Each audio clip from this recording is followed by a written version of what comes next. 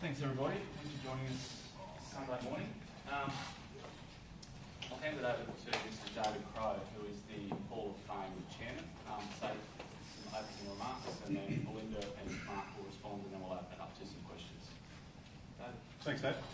Good morning and welcome. My name is David Crowe. I'm a Vice President of the Melbourne Cricket Club and Chairman of the Australian Cricket Hall of Fame. It's my pleasure to announce today the two new inductees to the Australian Cricket Hall of Fame. The Hall of Fame was launched some 18 years ago, and since then we've had 37 inductees, 39 after today. The Hall of Fame resides at the MCG in the National Sports Museum, and within that National Sports Museum we have a special individual tribute to each inductee. Our newest inductees today, they'll be formally inducted at the Allan Border Medal function tomorrow night. Since the Hall of Fame's inception in 1996, the Australian cricket landscape has changed, and as a result we have identified some changes that we need to make in the criteria for the selection of inductees this year. Firstly, with so much one-day cricket and T20 cricket being played, we have confirmed that Test cricket performances are the prime criteria for consideration to be a member of the Australian Cricket Hall of Fame. A player with a fine record in the shorter form of the game will only be considered as an inductee if in fact they have had a considerable Test career. That policy also applies to administrators of the game, past players who are now administering the game in some form. The second change we made was that recognising the growth in the profile of women's cricket, we've adjusted the criteria to reflect the way women play their cricket, which is mainly one-day cricket and T20 cricket. And so for them to be enabled to be inducted, we had to change the criteria to reflect that. Following on that theme of women's cricket, I'm delighted to announce that Belinda Clark will become the first female cricketer inducted into the Australian Cricket Hall of Fame. Belinda's magnificent first-class record of almost 6,000 runs at an average of over 45 is outstanding, and certainly amongst the best of any female cricketer in the world. During the time she was amassing those runs, she also led Australia through a period of dominance, as we achieved an incredible 83 wins from 101 matches. Belinda still holds the record score for a one-day match, 229, and that's a record for men and for women. She led Australia to 3 consecutive World Cup finals, winning 2 of them, and she scored a century in her maiden Test match. Belinda's playing record speaks for itself, but she has continued her contribution to cricket since retiring in quite a range of administrative roles. She is currently manager of the Centre of Excellence. She has the Australian Women's International Player of the Year award named after her, and in 2000 she was appointed a member of the Order of Australia for her services to cricket. She's an extremely worthwhile addition to the Australian Cricket Hall of Fame. Our second inductee is the peerless Mark Waugh. Mark thrilled the crowd for 14 years on the international stage. Such was his brilliance. He drew spectators to the ground specifically to watch him play. Whether it was his stylish batting, superb fielding, or his more than useful bowling, Mark was always contributing to the game in some respect. With 128 tests, 8,029 runs at 41.81, 59 wickets and 181 catches, his contribution to the dominance of Australia through much of his Test career was outstanding. Mark's one-day performances are just as good, and with Adam Gilchrist he formed a lethal and a highly successful opening partnership, which provided Australia with a platform for many victories. His 20 Test centuries placed him 11th amongst Australian cricketers, and his 18 one-day centuries have only been topped by one Australian player, that's Ricky Ponting. Like Belinda, Mark also scored a Test century on debut. In fact, he scored his the day before Belinda scored hers. And in 2009, he too was appointed a member of the Order of Australia for services to cricket. He joins his brother Steve in the Australian Cricket Hall of Fame, and behind the chapels, the Waughs are the second set of brothers to do so.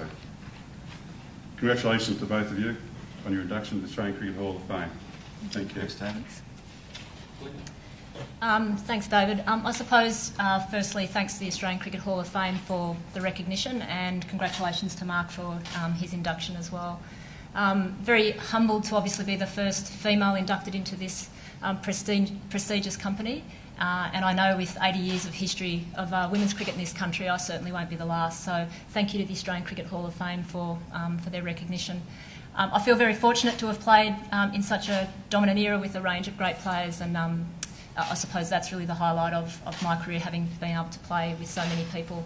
I'm very honoured. I'm very privileged, obviously, to be the first one, and hopefully we can continue to get more females into this auspicious company. Thanks. Yeah, well done, Belinda. Thanks, David, for your kind words. Like Belinda, it's a great honour to be in the Australian Cricket Hall of Fame. There are some legends in there and some elite companies, so it's very exciting to be joining that list. Obviously, with my brother Stephen in there as well, so that's something special. No doubt we'll probably be the first set of twins and maybe the last, who knows, but it's an honour, so looking forward to tomorrow night, obviously, with the Allan Border medal. But like Belinda, I was lucky to play in a great era of Australian cricket, and they probably made me look good at times, so I've got to thank my teammates, obviously, for all that fame and fortune along the way, but very excited about it. Thanks. Take some questions. Belinda, what's changed from the time you started playing cricket at a regional level to now? Have you stayed in touch with the game? I think there's been a lot of changes in the game, full stop, and they're both in the men's and women's game. I think the biggest change in cricket in Australia is the number of kids that have now got access to cricket. So my pathway through cricket could have stalled at any point because the next step wasn't always obvious. I think we've addressed that, and we're addressing that for kids in Australia, regardless of male or female, whether they're new Australians or they've been here for generations. So that's probably the major thing that's changed. On top of that, the girls play a lot more now. Their schedule's more complete. Their T20 formats drastically changed the way the game's played. Obviously, the girls are getting paid a little bit now, which is great. So it's just totally different to what it was when I started in my career, and I think the steps we've made forward have been pretty good in the time frame. I think just watching the big bash the other night with you, obviously calling out Ricky Ponting might have said something like, this guy bats just like Mark Waugh, and he's obviously not the only bloke going around who could probably fill that role. I'm just wondering what your legacy is on Australian cricket. I'm not really sure, to be honest. I haven't really thought about that, but it's nice when you hear players say that they batted like you or they fielded like Mark Waugh.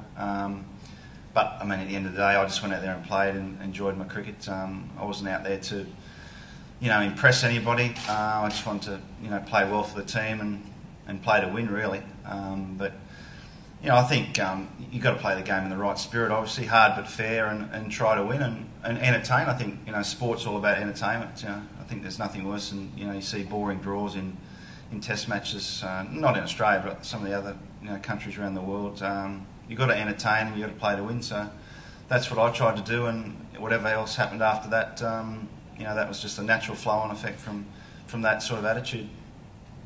Mark, you're heavily involved in, obviously now, Channel 10 and the Big Bash. It's gone gangbusters. How do you see now, with that format sort of taking up exponentially, the three formats fitting in, with Australia hosting the World Cup in 12 months? Where does one-day cricket fit in the scheme of things? Well, I think you've seen the last couple of one-days with the Australian team. There's, it's been great cricket and very exciting to watch. I think there's room for all three. There definitely is. You've just got to be careful with the schedule that there's not too much of either 50-over cricket or 20-over cricket. I'm sure Cricket Australia are working on that and getting the right balance. But if there's too much of something, if the same team plays each other 7 or 8 times in a row, well, that does get boring. So I think the balance is pretty good at the moment. I think T20 cricket's here to stay. I really think it is. It's entertaining and it's short. There's a certain set of skills in it. So I think it's evolving too as a game and tactics as well. So it's definitely going to be popular for a long time. 50-over cricket, I think, they've changed a few rules to just tweak that middle period where it gets a bit boring. And it's got to be up to also the captains, I think, of teams not to, set the field straight back when, during that middle period you can keep the field up. So you've got to entertain, otherwise people will get sick of it, and you don't want too much of it. So that's, that's the balancing act. You've been involved in successful World Cup teams as Australia hosts the World Cup in a year's time. How significant is that in the scheme of your career? Yeah, it was great. I mean, won the World Cup in '99 in England. Not so lucky in Pakistan against Sri Lanka in '95. I suppose '96. Should have been 4 years, shouldn't it? It's 3 years in '96. But that '99 World Cup was a fantastic win because I mean early in the tournament we were pretty ordinary and we had to win. I think it was 7 or 8 games to sort of get through to win the championship. So that was a pretty good achievement. That sticks quite fondly in my memory as one of the most memorable parts of my career. So, I mean, it's one-day cricket. It's not Test cricket, but it's still a big achievement to win a World Cup. So, do you think the World Cup, the lure of the World Cup for players, is going to continue?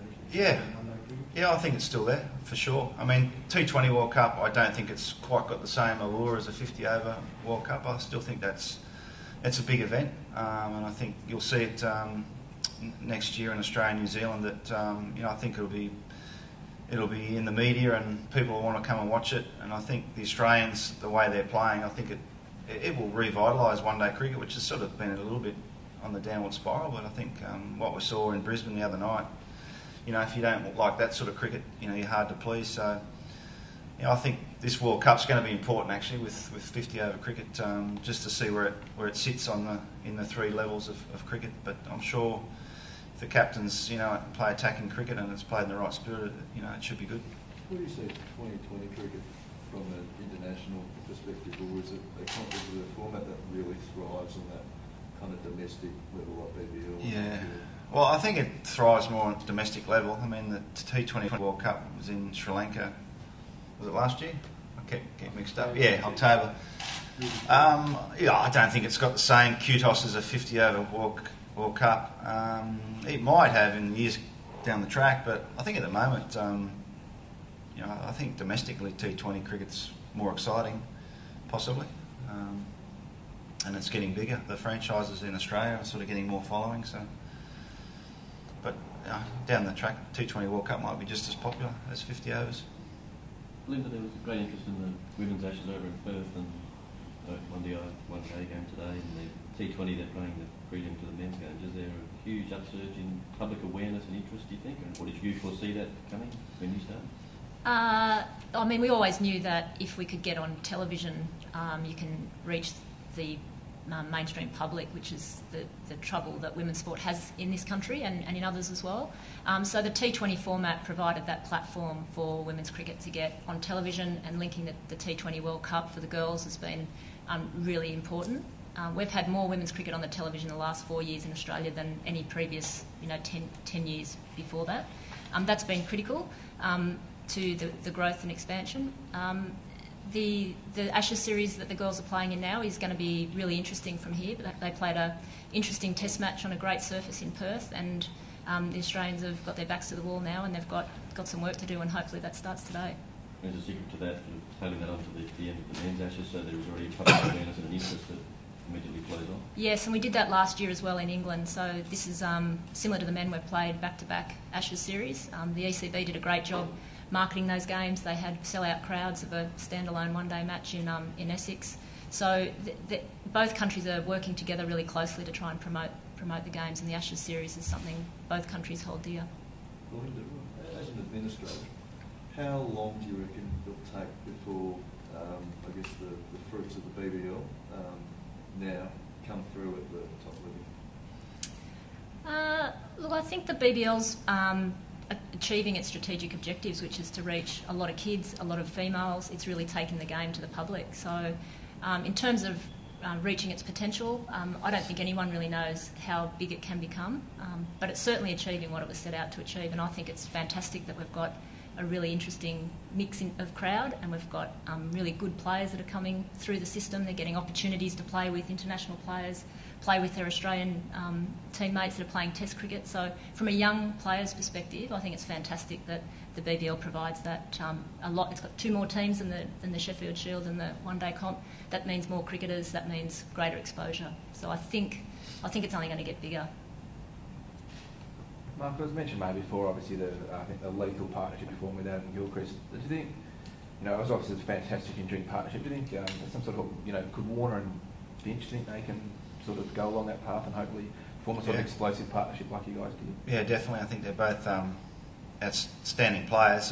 Their careers have only really just started, but they've got the potential. I mean, they've got to do it yet, of course, but the way they play, I mean, you know, we know what David Warner's like at all levels of cricket, so you know he can only get better as well. And Aaron Finch is probably just establishing himself. We know, you know, what he can do from T20 cricket, but I think it's a very strong one-day side overall. You know, I'd imagine they'd probably start favourites for the World Cup next year. Australia, I think they've got an excellent side. Yeah, Finch and Warner at the top. Yeah, we've got so much depth there too. You know, there's a lot of fine batsmen, one-day batsmen. But those two guys could easily, they could dominate, you know, world cricket if they get their heads down and don't get too far ahead of themselves. I mean, it's easy to get carried away, but they've got the potential. Put it that way. They've just got to do it now. So time will tell. Mark, did you wish that you'd got to play 2020 cricket? Yeah, would love to play 2020. Have a lot more money. Put it that way. Yeah, look, I played a few charity games at the end of my career, but I was just born about 4 or 5 years too early, unfortunately. Have to blame Mum and Dad for that one. But look, it's a fantastic game. It's entertaining, it's skillful, and they make a lot of money. So good combination. Yeah, we'd love to have played. And you go 3 hours. And at 3 hours, yeah, you don't get too tight. Yeah, so it's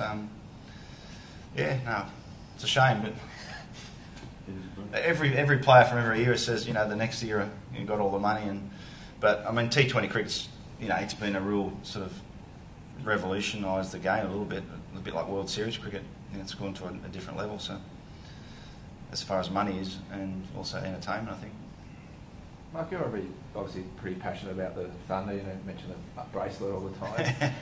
It's not on today. Yeah, I noticed that. Yeah, I mean, obviously they've been probably a bit of a basket case or a bit of a problem child for Cricket Australia. Is that something that, I mean, are they improving? Obviously, they enjoyed the win the other day. And is that something you'd like to get involved in? Would you like that out? Yeah, I'd like to see them improve. They just haven't had the players, and they've had a little bit of bad luck with overseas players. The venue, I think, it's been okay this year, but they've just struggled to attract players for whatever reason. There's a number of reasons which have been sort of documented, but I think for the sake of the competition, you want 8 good teams. You know, you want 8 teams that are very competitive, and the Thunder have won one from 18 or 19, so obviously they haven't been. And you know, I think Cricket Australia got to help them out a bit there. I'm not sure how the salary cap works, but there's a few teams that look like they've got a lot of international players, and there's a couple of teams that look like they haven't got, you know, mainly club players. So without going into detail there, you know, you want to see them strong. You want to see Sydney strong, because there's a lot of cricket followers out in the West. I think if Sydney Thunder start to win some games, they'll get big crowds. You know, they'll be packed out there. So it hasn't quite worked this year, but I know they put a lot of effort into it, the Sydney Thunder and their administration, and Cricket Australia as well, without knowing the details. But they just need to win those first couple of games, and it would have been a completely different story. And they, unfortunately, they didn't. They didn't have a lot of luck, but you know, you make your own luck. And then it was good to see them win the other day. So you know, they might knock off the Sixers in the last game, and then hopefully they can get some players over the winter. You know, that they do need to bolster the roster of players there. You know, there's 2 or 3 pretty good players, and the rest haven't done a lot. So whatever way they've got to get them there, you know, they need some quality players. Otherwise, the same will happen next year. But I'm sure they're working on that. Any final questions? Would you like to see a BBL style for the women? Yes, that's all being looked into. So there's a whole range of things. The game always moves forward, so there's a whole range of opportunities that are being explored for women's cricket into the future. So obviously this format works. So yeah, it'll be looked into with a range of other things as well. Could they play in the men's team? Anyone could sneak in the Thunder side anyway for a start? We'll get a few in and see. Let's do an experiment. That'd be one thing down the track, I guess. You captain, I'll bat at 11. Thought about that. I'll bat 8 and bowl off spin. Okay. I could do that. But Linda, might those games be tacked onto the men's games like we have done with the international games? Oh, they could be. I mean, there's a whole range of things that need to be explored. So, I mean, there's 2 elements to this. One is the playing element, getting the players to play more cricket, and the other one is the promotion that I spoke about earlier. So those 2 go hand in hand, particularly with the way we're trying to promote the women's game. So So could it be that each of those franchises has a women's team down the track? Possibly, yeah. Okay, thanks everybody. Thanks, guys. Thanks, guys. Yeah.